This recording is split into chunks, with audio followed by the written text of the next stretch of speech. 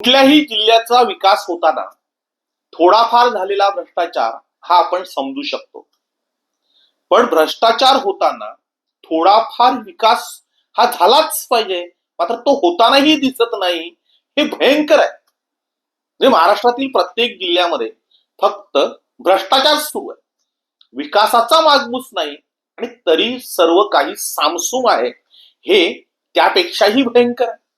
म्हणजे आजपर्यंत शासनाने विकासाच्या शेकडो योजना राबवल्या, त्या योजनांवर कोट्यावधी रुपये खर्च झाले, मात्र एकही योजना यशस्वी झालेली आपल्याला दिसत नाही. म्हणजे परिस्थिती ही जैसे थी आहे, आणि म्हणूनच शासन पुन्हा नव्याने योजना आखतं, नव्याने निधी देतं, आणि तरीही विकास होत नाही. खरं तर याचीच जास्त काळजी वाटते. आणि म्हणूनच पाणी नेमकं कुठे मुरतं, योजना नेमक्या कुणासाठी राबवल्या जातात, या योजनांचा लाभ कोण घेतो, याचा शासनाने एकदा तरी शोध घेतला पाहिजे.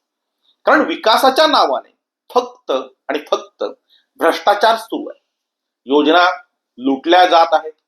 समाजातील एक वर्ग प्रचंड श्रीमंत होताना दिसतोय, आणि दुसरा वर्ग मात्र विकासाकडे फक्त डोळे लावून बसलाय.